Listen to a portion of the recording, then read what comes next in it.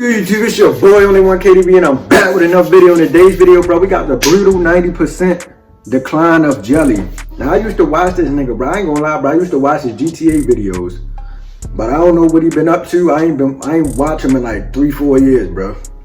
We finna get into the video, bro. Make sure y'all like the video, bro. Subscribe if you new, and we finna get to it, bro.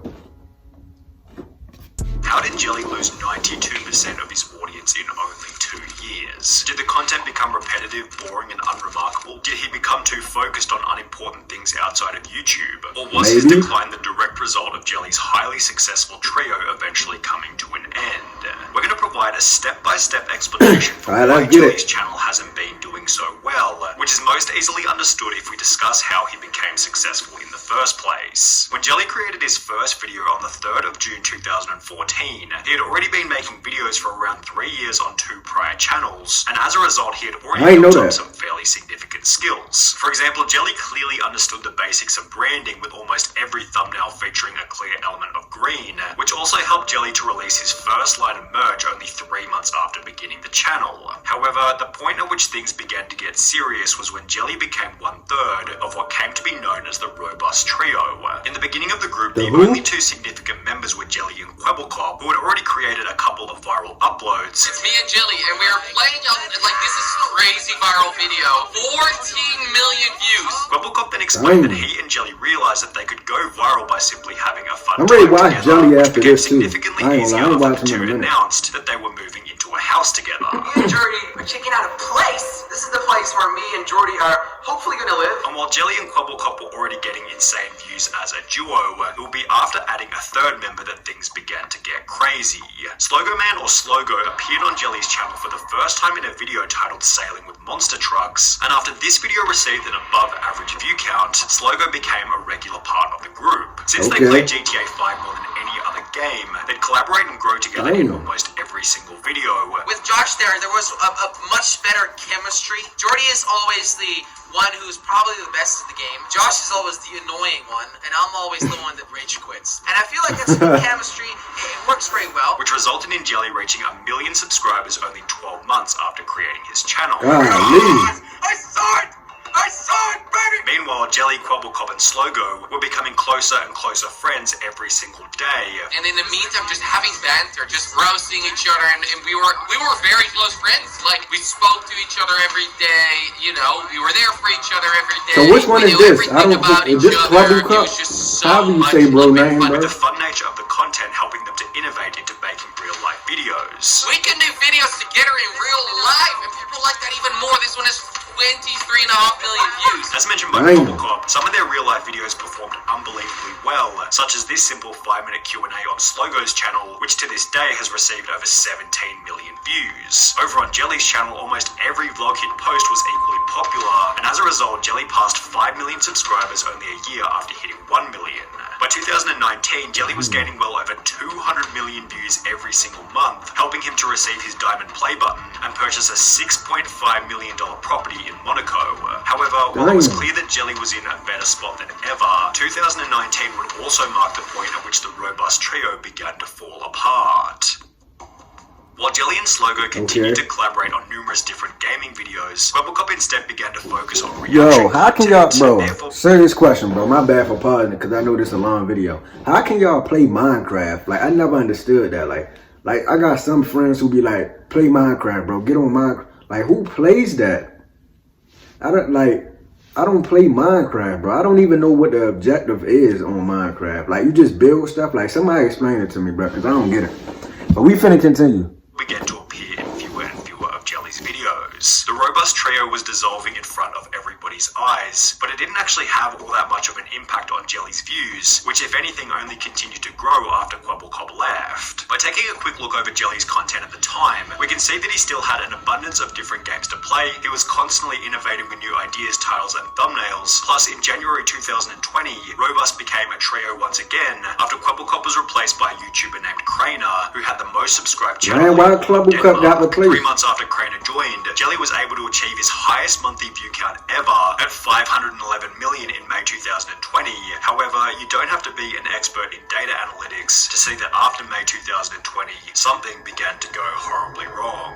Now, we should begin by stating that there was unavoidably going to be some kind of decline from his 500 million view high point, as almost every gaming YouTuber was going through this same early 2020 viewership surge as a direct result of the pandemic. So if we ignore these views which had come about from people simply being at home, the real decline of Jelly began in early 2021.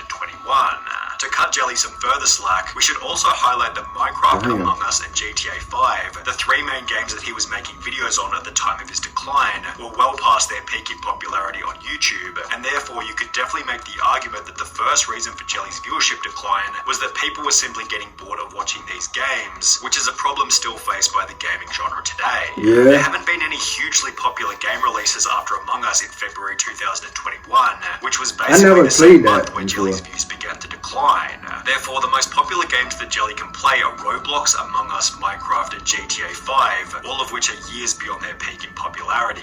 Jelly has clearly noticed this problem himself, judging from one of his tweets reading, "Can GTA 6 just be released already?" With a possible motive for this being that Jelly is tired of playing the same old games on his channel. This might also provide an explanation for why Jelly's content has become a lot more repetitive and far less innovative. Back when his views were exploding in 2019, Jelly was pushing the absolute limits in terms of ideas, thumbnails, and titles, which, as mentioned previously, was aided by the abundance of different popular games. These days, however, it feels as though Jelly isn't pushing these boundaries in the same Do he still upload? I don't the know. ideas, I gotta check out his channel, titles feel bro. almost identical to where they were 3 years ago, but they're now being applied to less popular games. Then there's the problem of the content itself, which in all honesty just doesn't feel like there's that much effort going into it. Sure, the editing on each video is fantastic, but they give off the vibe that Jelly's just played some random game for 30 minutes, sent the footage off to his editor, and taken the rest of the day off. Now, I'm sure that this certainly isn't the case, but for some inexplicable reason, Jelly gives off the vibe that he isn't as committed to the content as he used to be, which is an absolute necessity for the growth of a channel.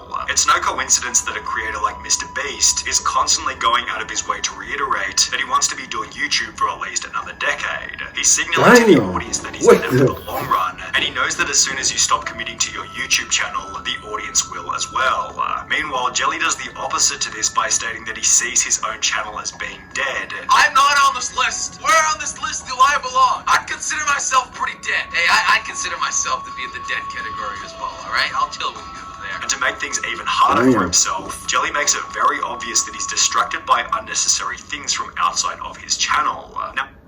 Things from outside of his channel. Now we're going to make a point that's somewhat similar to the one made in the Kwebbelkop video, being the foolishness behind sharing a luxury lifestyle to social media, although we're going to approach it from a slightly different angle, because if anything, it's worse in the case of Jelly, as he's so obviously distracted by ego-related purchases. In early 2021, during the same time period where his views began to decline rapidly, Jelly announced that he'd purchased a $10 million boat. At the start of this summer, I actually ended up buying myself a nice I gotta stop In the very same cursing, bro. video, Jelly explains that he's also purchased a green Lamborghini Huracan. I also bought That's my dream car. To go with his already existing Lamborghini Urus. And in September 2022, Jelly posted another video explaining that he's bought an abandoned mansion, which looked as though it needed a fair bit of work and a lot of time away from being committed to YouTube.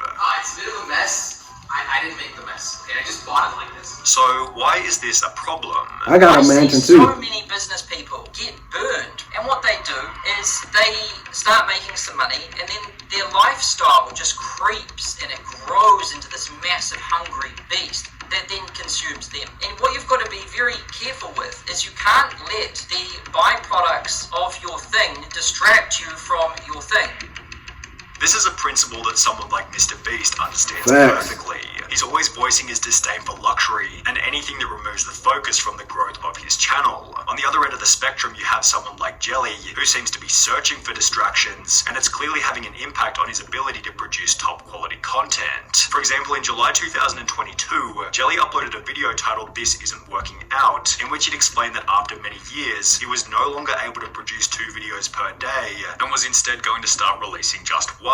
Starting now, I am going to clutch a posting 2 videos a day. This was justified by Jelly stating that the quality of each video should increase. Lowering the quantity should up the quality. At least that's my goal. If I can spend more time on a video, that video will turn out better. Although the quality didn't actually change much after posting this, meaning that Jelly was simply uploading half as often as before, Bro, he with minimal change to the bamboozled y'all. substance of the videos. Then there was the collapse of the Robust Trio, but for the second time. We mentioned earlier that Quebblecop, who had close to 15 million Quebblecop. subscribers, left the trio in 2019, but was instead replaced by Denmark's most subscribed YouTuber called Craner. Well, Craner continued to play with Jelly and Slogo for roughly 2 years. However, like Okay. Quebblecop, he also began to appear in fewer and fewer videos. In May of 2022, fans noticed that Jelly and Slogo had removed any mention of Craner in their video descriptions, leading everybody to believe that Craner had been kicked from the trio. Well, 4 Damn. months later, Craner would take to his YouTube community tab to make the following announcement. Too many theories out there about why I'm not recording with the guys anymore, and I thought although I always like to keep private, why not just address it so people don't get the wrong idea. Okay. Jelly and Josh are great people and I wish them the best. Last year and also somewhat into 2022 was the toughest time I've gone through.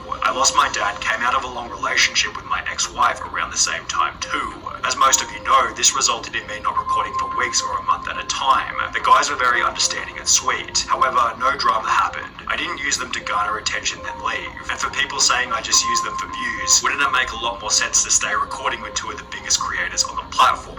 I think so. I wanted to change and I wanted to do my own thing for once. Okay. This post not only confirmed the end of the trio, which had made Jelly so successful in the first place, but it also felt like the death of innovation and authenticity on Jelly's channel. The Robust Trio represented a time when Jelly seemed passionate about making videos, as is highlighted in old comments such as, I enjoyed it more when they were actually having fun, instead of just acting for family friendly. However, while this comment represents the tragic decline of a much-loved content creator, it simultaneously shows just how much of an impact these 3 legends had on the content creation sphere and the lives of millions. Bro, if y'all enjoyed that reaction, make sure y'all like, share, and subscribe. And I'm out of here.